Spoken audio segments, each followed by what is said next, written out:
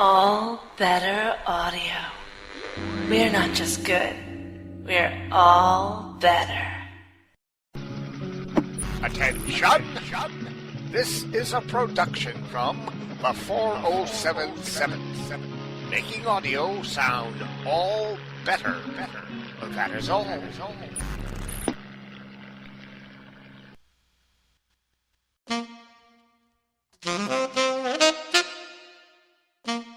This is Blackout City, my city, a dangerous city where nothing is what it seems to be, and the people here are not who they seem to be.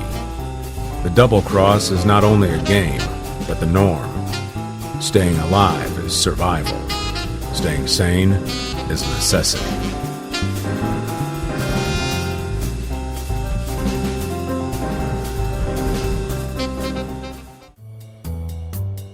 "1963 forced its way out of its mother's womb and destroyed my world with extreme prejudice. I never gave a crap about the tradition of New Year's. It's all crap anyway. And I never made any resolutions, except to stay alive, which I make every day when I wake up. This morning, I caught a glimpse of my faceless visage in the mirror. Blank. No eyes, nose, or mouth, just a hunk of flesh sitting square on a bulk neck. Yeah, me, Joe Smoke, P.I. Got clubbed from behind a month ago in Hydro's bar, and some punk took my identity card. I always preach to others not to turn your back on anyone, and it happened to me. Karma, baby. And it bit me on the ass.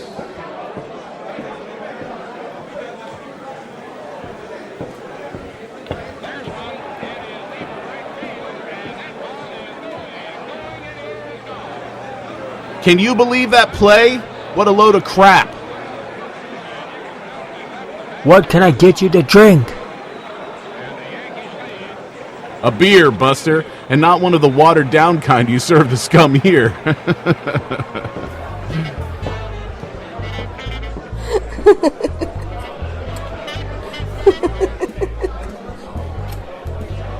We could go to the movies. No. Why don't you come over and watch Perry Mason? Perry Mason ain't on Wednesdays. Okay.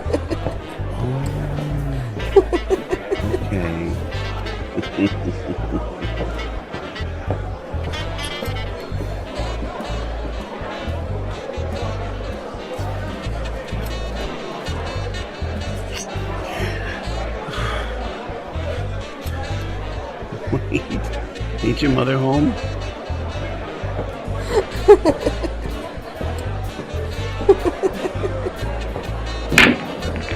What? How did you make that?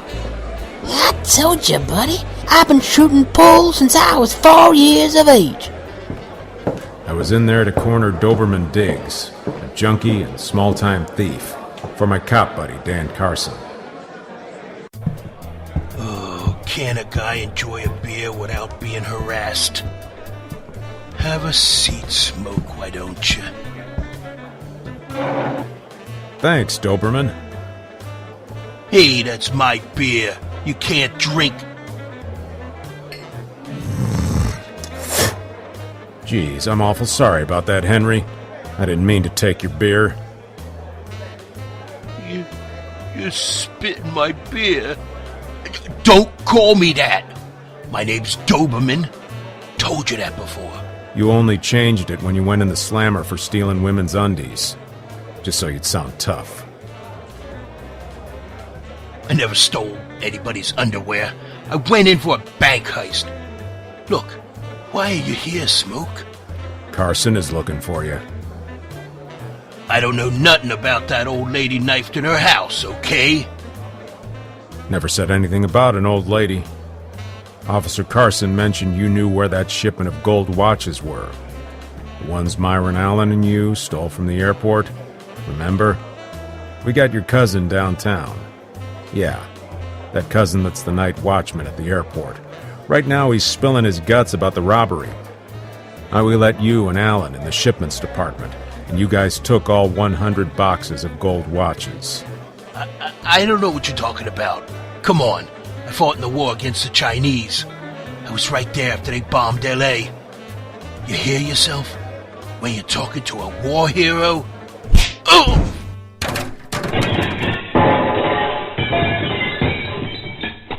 Why did you hit me? Oh, I think you broke my nose. I know when you're lying, Henry. Your middle finger and pinky start to shake like they're in an earthquake. Plus, I don't like scum like you throwing your hat in the war ring. You never served in the military a day in your life, like me and thousands of other real men did. Anyway, Carson's men will be here in a minute to collect you, and to this day, I still don't know who hit me from behind, or who took my identity card. But when I do find them, even their mothers will wish they never knew them.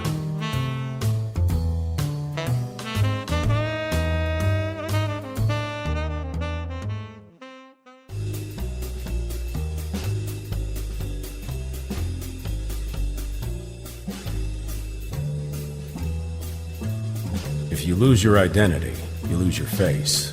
If you lose your face, the feds come for you, throw you in one of the worst prisons in the country, Goro Island, out there in Hawaii. They throw you in there, they leave you forever, no matter how many years you were given. That's why I take MORPHIDYL. It gives you a face, any face. The only problem is, I get a new face every time I take it. I take other things too, just to cope with the pain of not having a face. Not having an identity screws with you, like not having any memories. Good thing I have Lilly, my fire redhead secretary, and Morti, my leg man. He gets all the info from the streets. They help fill in the blanks. There's a lot of blanks. I was lucky they found me in that bar and dragged me home. Anyway, that's what they told me happened.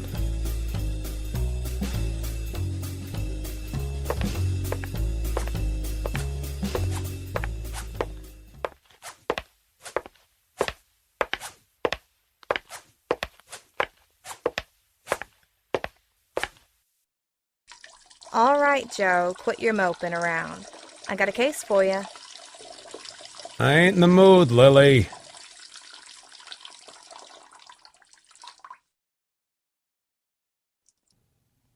I can't focus right now. Well, Joe, here's a motivator. Old Man Sphinx says if you don't have his rent by the end of the week, he's kicking your ass out on the sidewalk and having you arrested for failure to pay your bills. How about them apples, Joe Smoke? They're rotten, Lilly. Rotten from the inside out. Should I stop packing my stuff then? Nah, give me the case. What's the rumpus? Remember the Pete stroke case? Vaguely. Actually, no, I can't remember shit, remember? Oh, yeah. Well, anyways, Joe, it was that cop, Pete Stroke. He was after a kidnapper, shot the guy in the back on Prime TV, and lost his badge. Police Chief Gates called him a coward, practically demonized the guy for getting caught on TV killing a suspect. Okay, so what? He was killed the other day. Shot in the back. Blackout City cops say it was an open and shut case. Pinned it on a gang member, Louis Zayas. Again, Lilly, so what? Louis Zayas is dead too. Shot in the back. Killed by a laser mode. They haven't been in circulation for 20 years, Joe. Yeah, I see a pattern. So who's hiring us? You're not gonna like this. Chief Police Gates Office. Son of a bitch! Ugh. I ain't working for the pigs. Not ever. Joe? Carson said for me to tell you he's calling in a favor. So, really, Carson is hiring us? Using Gates's funds? Yeah, looks that way. I don't like this, Lilly. You don't have to, Joe. Just get results. Something bad is going down in the department. That's my hunch. Why else would Carson call in a favor? It stinks. All right. Get a hold of Morty. I already did. He says meet him at the Pendleton station.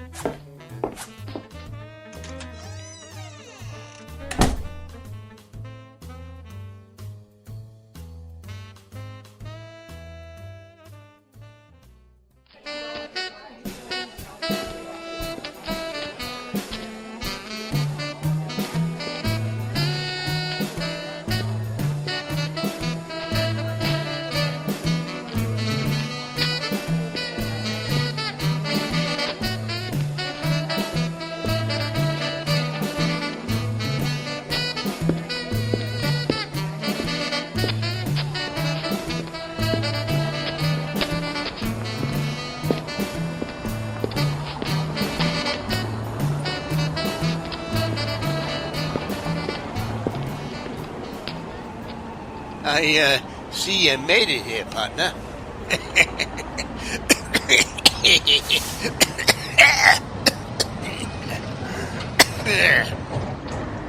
We got a case, Morty. So I gathered. Why else would Lilly tell me to meet you here at Pendleton? Riding the subway in Blackout City is like peeking into a dead guy's brain. Nothing going on at all. No one takes the subway unless they have to, or they're factory workers. Corporations keep their workers hopped up on klaxonite. Stiffs is what they're called. They walk around like zombies, never talk and never do anything, unless they're told what to do. Some of them starve to death because their boss forgets to radio into them to eat. They sleep, but only when they pass out.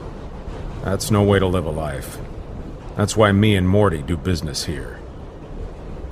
What's the rumpus? We got 3 stiffs, all 3 shot in the back with a zap gun. You gotta be kidding me. I ain't seen one of those since the Chinese War. Yeah. They were taken out of circulation and destroyed as part of the peace treaty with the Chinese. I'd like to know how this person was able to stash one of them all these years without the pigs scanning your house. Pigs were the androids the cops used to do their dirty work.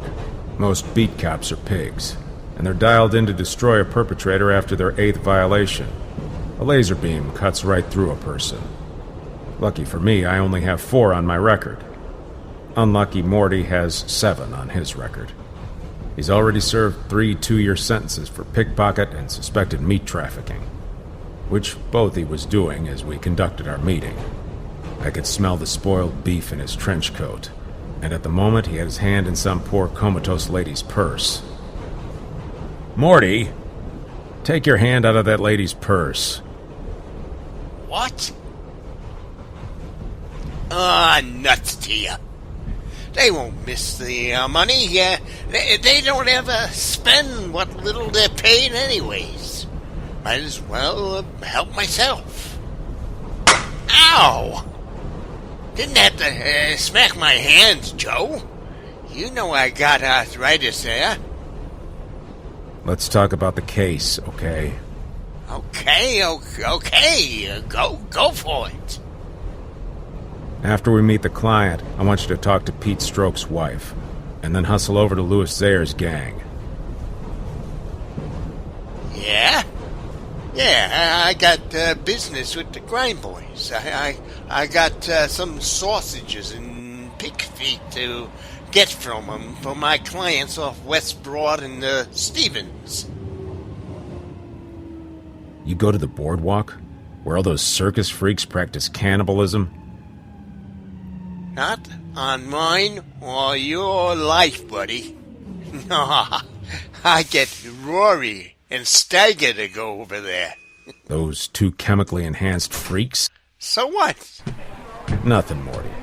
Only I heard they had a thing for raping the elderly, especially guys that are small and gray-haired. No! You gotta be joking, Smoke. I'm going to have to carry my bayonet knife again. Paris, Delta.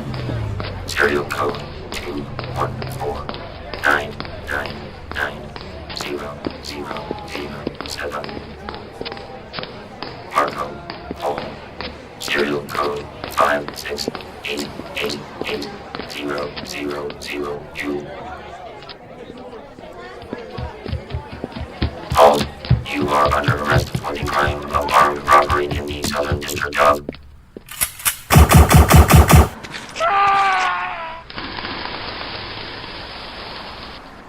Jesus! That laser just turned that guy into dust. Say, Joe, what are we doing here? These are our clients, Morty. Say what? The freaking cops? I ain't going in there. You're crazy. No way, Joe. All right, Morty. Go see Stroke's wife and Zare's gang. I got a hunch we might be dealing with a Chinese soldier who don't know the war is over. Right, Joe. I don't like cops. They don't like me. Especially Police Chief Gates and his boys. I'm always a thorn in their sides. And if you ever knew for sure I was using MORPHIDYL for new faces, I'd be in Hawaii making new diseases for the war effort with the other prisoners. I'm only doing this for a buddy. We served together on the 9th Parallel, using zip guns to cut down Chinese mojo men. That's what we called their mind-controlled soldiers. 1,000 of them would be standing in the rice fields of the Philippines, their eyes closed, hands on their foreheads, moving trees and buildings to drop on us. We had laser technology, and they had ESP technology. What a pretty pair we made, destroying each other's citizens for control of a farming country. Until they dropped the big one on L.A. It took 10 years to build it back, and we're still building for the future. We came to an agreement with China. No more lasers against them, no more mind control on us. Both countries lied.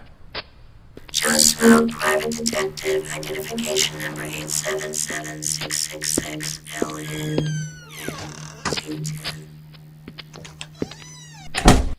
Joe, come over here and shake my hand, you sorry bastard. Carson. What's the rumpus? How's the biz? Is that sweet little redhead still your secretary, huh? You dog, you gotta be mowing that lawn, huh? Nah, never, anytime. I'll never tell a soul that I slip in and out of bed sheets when her old man is too busy at the college slapping the wrists of English students for putting commas in the wrong place. Got a cig, Carson? Been dying for one. Yeah, sure. Have a seat. These are from Romania. Wait until you get a taste of that wacky-backy. You got a new face. You know, if Gate ever finds out you're sponging Can we face... just talk about why I'm here? Okay. It's your world, buddy. And I'll keep reminding you every time I see you. Tell me about Pete's stroke. Carson shut the door to his office. Then he turned on the illegal scrambler, so the higher-ups in the FBI couldn't hear our conversation. He wasn't the best cop, Joe. He'd been on the reprimands, mostly for shaking down dopeheads and gamblers. Nothing was ever proven. The thing is, I'm not entirely sure this is a criminal we're looking for. Zare's wasn't on the list of shakedowns. We found a few odd things, a burned-out badge with 3 numbers left off. The last 3 digits fit 3 other suspects, all dead. All killed by the same zap gun. I'm thinking it might be a soldier who thinks the war is not over. Then why kill his own guys and not any of the Asian citizens in the Blackout City? Good point. I'm sure you're wondering why I asked for you on this. I know why. Morty and I can slip through cracks you and your fellow detectives can't. Yeah, that's one reason. True, this potato's too damn hot for us to handle. You have connections with the feds. That was many moons ago. I don't know anyone anymore. I keep my distance ever since Les passed on. Les. He was the one that recruited me to his private cop agency when I was still in the FBI. After he caught a bullet from a freak on the boardwalk, I barely show my face in any of Les's old haunts. Speaking of haunts, Les is one of those ghosts I just can't shake. Okay, Joe. Regardless, you still have the case. Once I found that badge, I didn't want to invite internal affairs on this train. We found something else. Ferro residue. No. You know that stuff was dropped on the Chinese... Yeah, in Shanghai. That info has never been exposed to the public, you understand? You could only know that if you served there. We called it Death Rain. I dreamed about that day, Joe. Nightmares, actually. I saw it too, Carson. Dust dropped on innocent women and children. I can still see that old man rushing up to us, his skin peeling off and his intestines dragging behind him on the ground. There we were in our hazmat suits and gear protected from that crap falling from the skies. When they wouldn't stay quarantined, we shot them. Innocent women and children.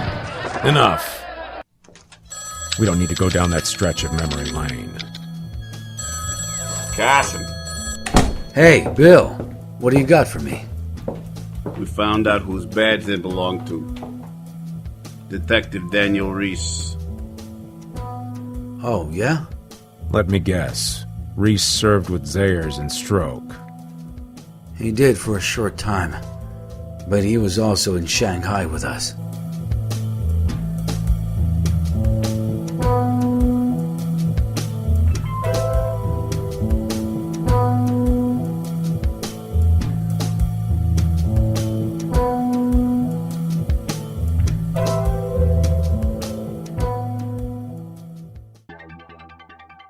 We got a call from Morti, who seemed really excited on the phone. He stammered so bad I had to tell him we'd meet him somewhere. That somewhere was pretty significant.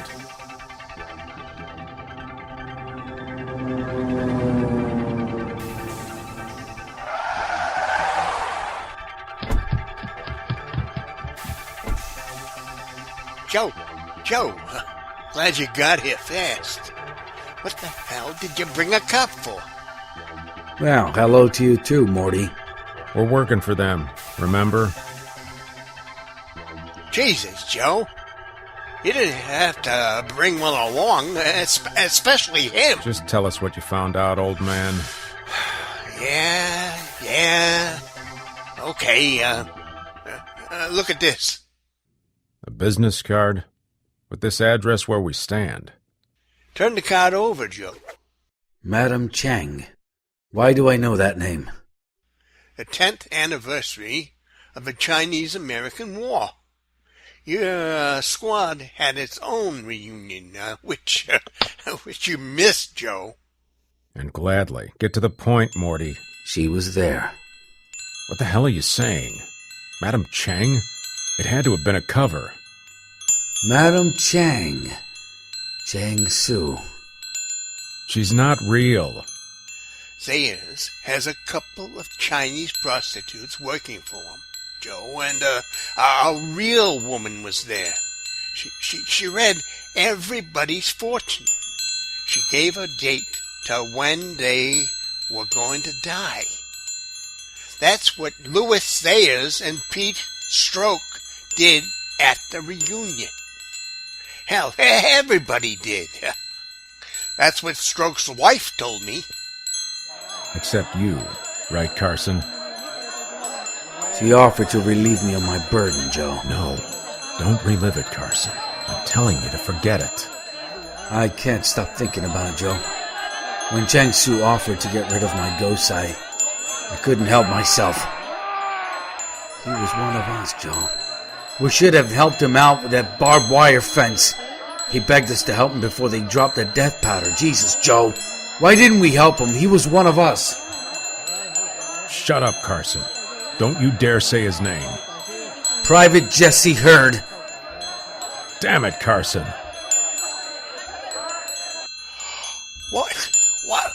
What the hell? Is that a shadow with a zap gun? Yeah, a spook. Jesse Hurd's ghost. Carson, look out!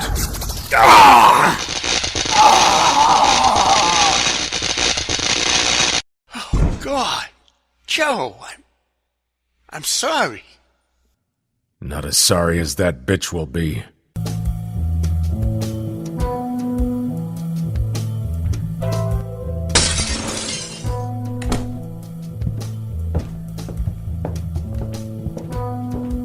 Jesus! This place looks like downtown Chinatown in one fortune cookie. I smell incense burning. Joe, you really think Madam Chang is here? She's here, Morty. but not in the way you think she is. Huh? What the hell are you talking about? Morty, the U.S. did 2 drops of feral dust on China. It was the catalyst for the nuke burn out here in L.A. The Chinese used mind-control soldiers... Yeah, Joe, I know that. I was there, remember? You were in the black market, Morty. If you served in the armed services, you'd know that Madame Cheng is a computer, not a person. You mean like, this one? Yeah, just like that one, Morty. Just like it. The computers set up in 12 different areas of each city tapped into the Chinese soldiers' psychic abilities. Helped them project fears of an opponent. Joe, the shadow, it's here. It's gone, huh? What did you do? I unplugged it. That's simple, huh? Nope. Not even, Morty. We just need to find the person who was running it. Over there, Joe. I see him.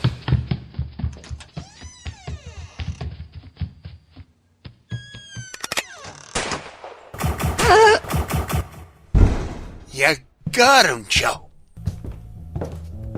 That door doesn't lead to the outside. Looks like another room. Joe, it's a woman. You shot a woman. One of Isaiah's prostitutes? No. She's not one of his prostitutes. No. Meet Jesse Hurd. My God, Joe. Look at his face. He's got no skin on his face. I've been there since war, and I'm not going to go back, and you can't. So, It's not. Who's the Chinese girl? Get off me. Jesse Hurd's wife. Don't talk to me like that. I remember he married her when we were stationed in Shanghai. When Jesse got caught in the death rain U.S. dropped there, he was burned beyond recognition. We all thought he died from feral. She did all this for revenge? Ain't that something? Yeah, ain't it? Don't even. I'm not. These things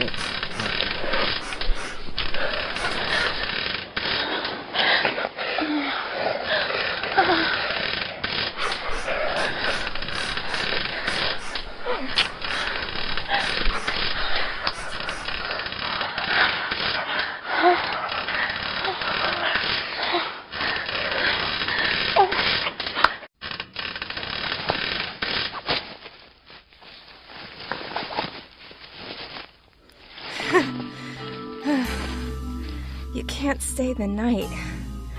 Mitch'll be home soon. I wasn't going to. Light me a cigarette? Thanks.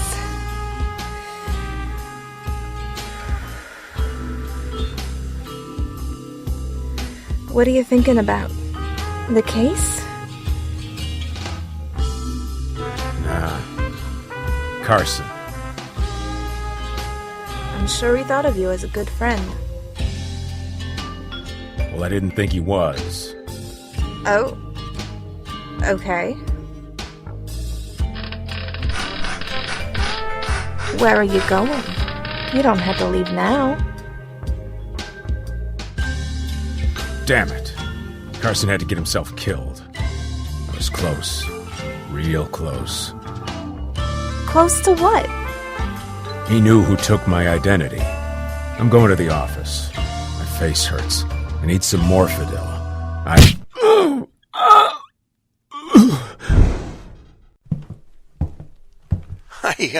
I don't like doing this, Lilly. I don't either, Morty.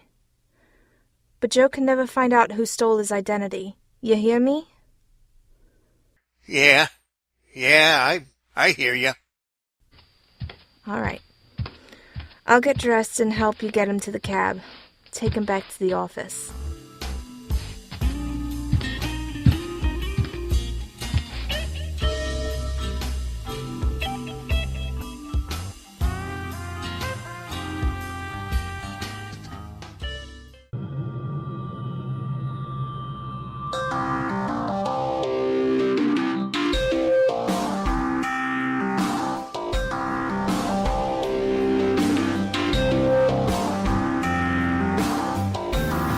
Blackout City, Episode 1, Death Rain, written and directed by Mark Slade. Blackout City was created by Mark Slade and Frank Larnerd. Joe Thomas as Joe Smoke, Nicole as Lilly, Jeff Niles as Morti, Viktor Aurelius as Doberman, Julian Bane as Carson, Matt Weller as the customer, David Schutz II as the bartender and robot officer, Pete Lutz as man, officer, and Jesse, Gwendolyn Jensen Woodard as woman, Ted Wenskus as pool player 1, Glenn Hibburt as pool player 2, Rachel Rumler as the computer. Music by Carpenter's Notch and Purple Planet.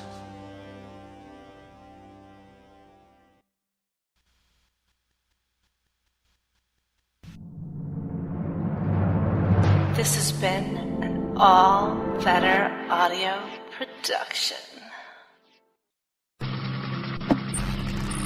This production was stitched together by the 477, making audio sound all better.